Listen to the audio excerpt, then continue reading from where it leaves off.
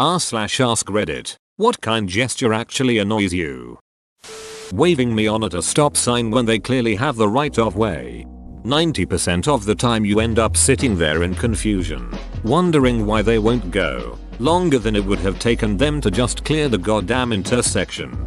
And then, since it's been so long, you start driving into the intersection at the exact same time they decide to drive into the intersection. So now you have to hit the brakes and start the process over Reddit. Brakes not brakes.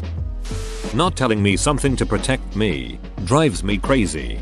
My mom just had an overnight stay in the hospital and kept it from me. Nothing ended up being wrong, thank God, but they wanted to keep her because of family history. She told me after she was released and couldn't seem to figure out why I was so upset. Or blowing something serious off as no big deal because they are trying to calm you.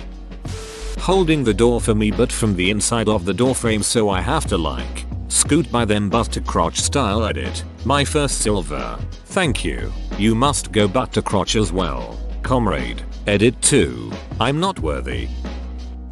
I go crotch to crotch while making eye contact. Dominance asserted. Edit.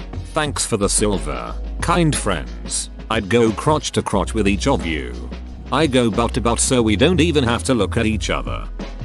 When passengers offer to give directions and basically force others to not use the GPS, and then they don't even give the directions properly, like they get distracted and then tell others at the last possible second to dive bomb a turn because they were in the wrong lane to begin with. When I'm driving and someone is giving me directions, I always say, alright, where do I turn next? I'll let you know when we get close. No, you'll let me know now. Also help me, I'll get GPS involved. If you don't drive, you have no intuition at all for when directions are needed. Well, that was an unexpected RIP inbox. Ducking up the flow at an intersection by not taking your turn and flagging others through. Edit. Wow. Thanks for the gold. I really hit on a hot topic. Edit. A silver and platinum too. I feel like the only girl at the gangbang. Drive correctly, not politely. I've always heard it be predictable, not kind while driving. If you don't merge in zipper fashion, you're dead to us all. Letting 3 cars in to be polite completely disrupts the flow. Going off this, you only need to do a few good deeds a day while driving.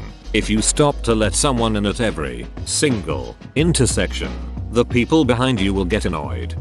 Yep, it's not only the intentions but also the broader effects. I'm starting to count to 5 to see if people are taking the space I'm leaving for them before closing up. Edit. For regular merges, not where a lane drops due to construction or whatever.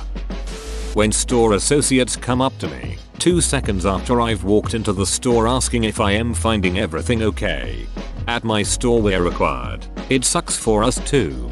But we get secret shopped each month and get written up if we fail. Yeah, we hate it as much as you do. We don't think you're incapable of finding stuff on your own. We just have to ask and we're sorry. Edit. You/my dongus of eyes put it perfectly. I work in a very busy retail store, so we don't really know if a customer has been approached yet or needs our help. Some people are really weird though. They stand by the product they want and refuse to ask for help. There will be plenty of available sales reps, but they just stand there getting madder and madder, then write us a negative review because nobody approached them. People are weird. Breaking the order of how things should move in order to give someone the ability to go first. Now you are just confusing people and wasting time. Be predictable. My college campus had one area that was super busy with both foot traffic and bicycles, and I saw several people get hit by bikes because they were trying to be polite, when really they just needed to be predictable. When people try to be helpful by grabbing heavy items I'm carrying out of my arms without asking me first, I appreciate the sentiment, but it throws off the balance of all the other heavy objects in my arms. This is how you get an entire tray of food or drinks spilled on you at a restaurant. It astounds me that I see people make the attempt. One time I was dropping food off to a pretty well-off family at a nice restaurant. The dad went to grab a drink off the tray and I grabbed his wrist with my other hand and looked in his eyes and said, "Don't ever do that." They didn't tip me great, but the justice boner was worth it. Sympathetic Valentine's Day cards. The only thing worse than knowing that no one is attracted to me is knowing that someone pities me. Not having anyone be attracted to me is fairly easy to live with. Being pitied puts a dent my self-pride. I didn't know that was a thing honestly. Thinking of you and your singleness on this difficult day, you are in our prayers.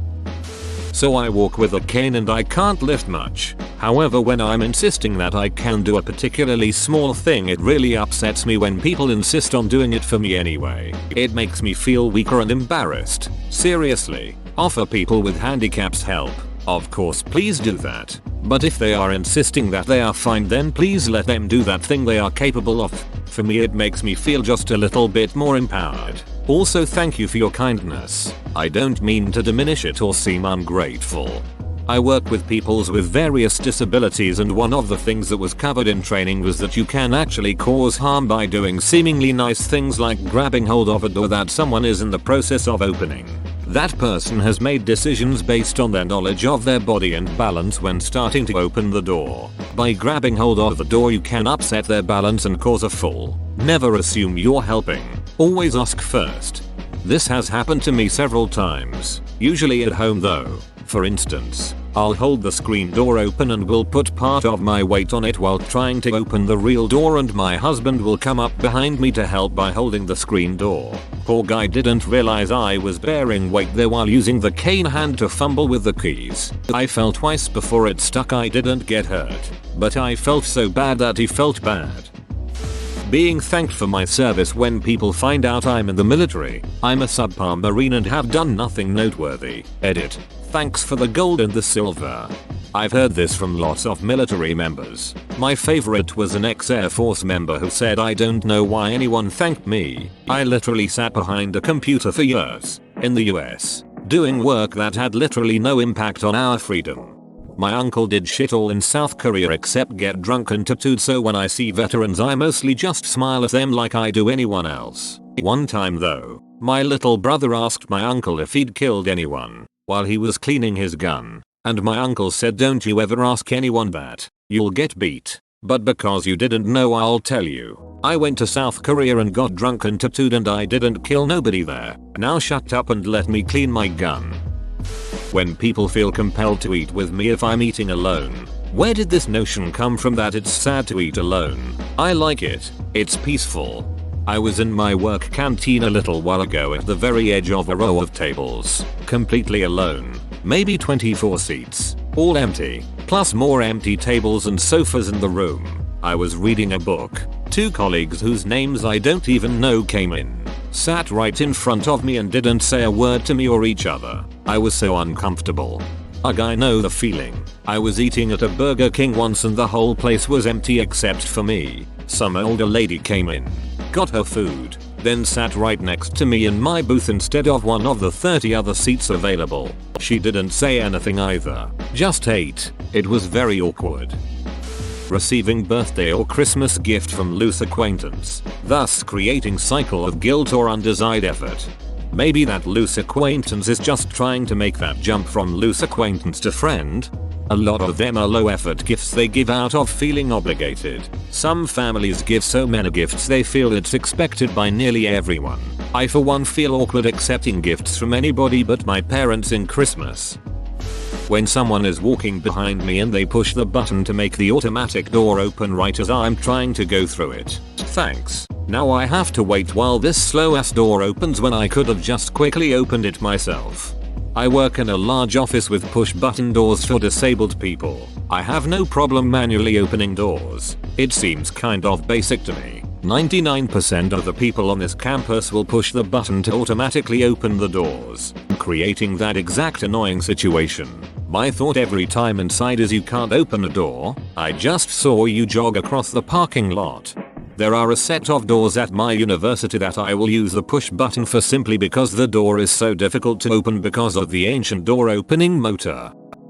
One time a mystery neighbor salted my steps. The steps really didn't need it. I had removed any snow ice with a shovel, but the salt, which I initially didn't realize was there, hurt my dog's paws. Also, a guy at work wanted to help by scraping the snow off my car. He didn't just do my windshield. He did the hood too and scratched the duck out of it with his scraper. Lastly, I have a beautiful, Long, bluestone driveway. Neighbor's boyfriend wanted to help by plowing it. He ended up dumping a bunch of the stones across the street. TL. Doctor, please leave me alone when it snows. I need to know. Are you hot? Visibly disabled? Where do these fairies come from that do magical things for you? Second edit woe double silver. Curtsies. Thank you kind strangers. I do believe in fairies. I do. To answer your question adequately, 37-year-old widow, and I suppose objectively attractive. I'm not my type. Your comment made me laugh though. People being given pets as a surprise gift for Christmas or a birthday. I'm sure many of them will have a good home nonetheless, but some of them will end up in situations that are not fully thought out with people who may not be up to the task of being a responsible pet owner because they either never had a say in it or view pets as toys. The way I see it, if it's already well established that the receiver can, will, and wants to take on the responsibility, aka they have been asking for it and proven themselves responsible, then yes, by all means a pet can be a great gift. But even then I would say take the person to choose their new friend and don't just hand them an animal you picked randomly. My parents did this when I was a kid and wanted a pet mouse. They gave me the cage food etc. as my birthday gift. Then took me to the pet store to pick out my Matthias. Worked out great except my parents hated having a mouse in the house and would stay locked in their room when I took him out of the cage lol.